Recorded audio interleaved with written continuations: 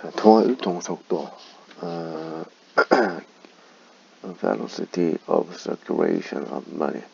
이 기본적으로 통화 한 단위가 일정 기간 동안 각종 거래를 매개하기 위해 몇 번 유통되었는지를 나타내는 지표를 통화 유통 속도라고 합니다. 예, 근데 이제 국민 경제 전체의 거래 규모를 측정할 수는 없기 때문에 소득이 거래액과 유사하게 변동한다는 가정하에 연간 국민 소득을 통화량으로 나누어 산출을 합니다.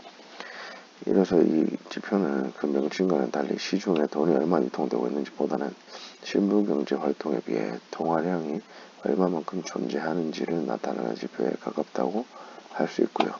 통화 유통 속도는 장기적으로 생산액 외에도 경제 주체의 거래 간섭 등 경제 구조적인 원인에 의해 결정되나 단기적으로는 통화 보유의 기회비용에 영향을 미치는 시장금리, 예상 물가 상승률의 변화, 경기 변동 등 거시적 요인과 세관 예금 제도의 도입 등 금융 여건 변화에 따라 변동하기도 합니다.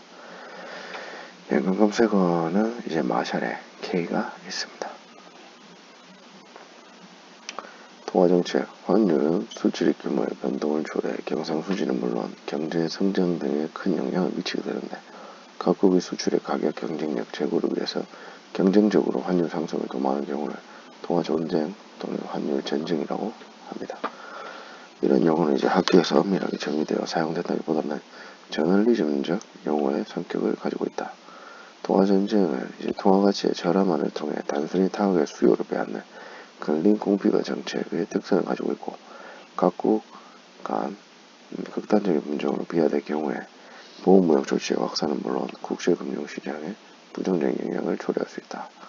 2015년 초 유럽 정원의 ECB 등 10개국 이상이 기준금리 인하 등 완화적 통화정책 기조를 강화함에 따라서 일각에서는 글로벌 통화정제 가능성을 제기한 바 있고 그러나 각국의 완화적 통화정책은 대출금리 인하, 신용 확대, 자산가격 상승, 투자심리 개선 등을 통한 자국 내 경기 회복 및 디플레이션 방지를 주 목적으로 하는 것으로 결과적으로 자국 통화 가치가 절하되는 효과를 가져오지만 학교에서 언급하는 금리 공피파 정책과는 차이가 있다.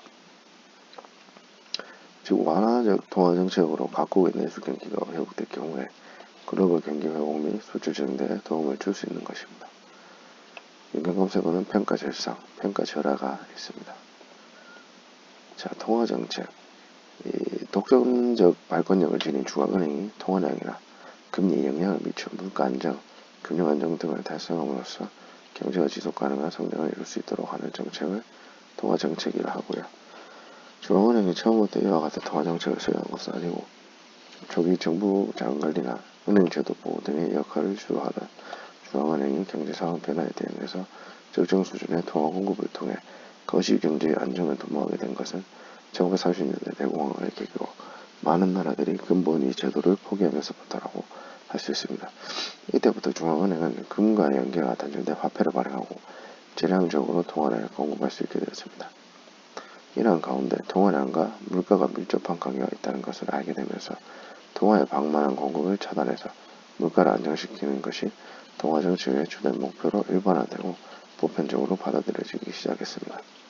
특히 1970년대 두 차례의 석유 파동으로 세계 경제가 극심한 인플레이션의 폐해를 경험하게 되면서 통화정책의 목표로서 물가 안정의 중요성이 더욱 확고해지고 통화정책은 거시경제정책으로 하나로 자리를 잡게 됐습니다.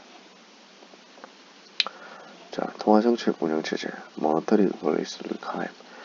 중앙은행은 이제 역사적으로 경제구조의 변화, 금융시장의 발달 정도 등에 따라서 다른 형태의 통화정책 운영체제를 도입을 해왔는데 통화정책 운영체제는 명목 기준 지표를 기준으로 구분하는 것이 일반적입니다. 이 통화정책 체계의 구성 요소 중에서 최종 목표나 정책 수단 등은 어느 나라에 있어서 본질적으로 비슷함에 차이가 있다고 하더라도 대개 정도의 문제를 할 수 있지만 통화정책 수행에 있어서 어떤 명목 기준 지표가 적합한지는 각국의 경제구조와 금융시장 발달 정도 등에 따라 달라지므로 상당히 큰 차별성을 갖기 때문입니다. 여기서 이제 명목 기준 지표란 중앙은행이 최종 목표와 연관성이 높다고 생각해서 중점 관리하는 명목 변수를 의미하고 통화정책 운영체제는 명목 기준 지표를 통화량, 환율, 물가 상승률 중 어느 것으로 하는지에 따라서 통화량 목표제, 환율 목표제, 물가 안정 목표제 이렇게 나눠집니다. 이 기존 통화정책 운영체제에 대한으로 명목 GDP 목표제 등과 관련한 논의도 이루어지고 있습니다.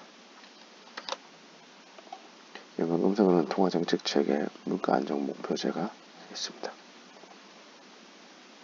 자, 통화정책 커뮤니케이션.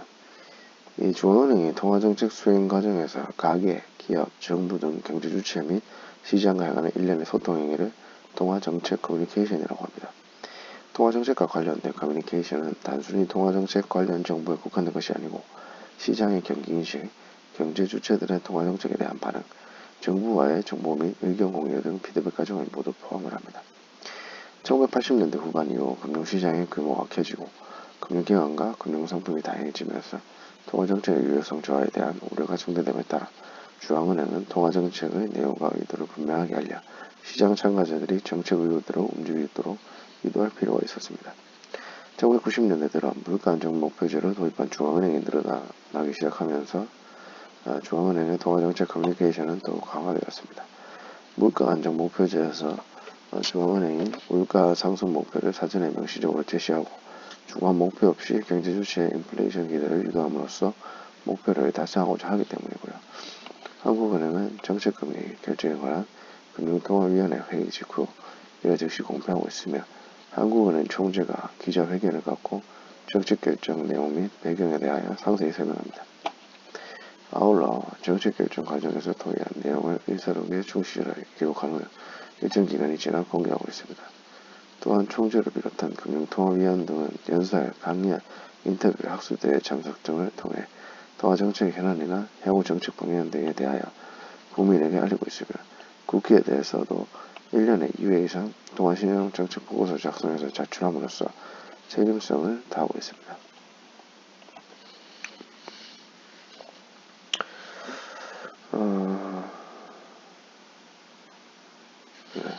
이렇게 해서 지금 오늘 60일차 10개를 말씀드렸고요. 통화정책 파급 경로부터 다음 시간에 한번 읽어보도록 하겠습니다.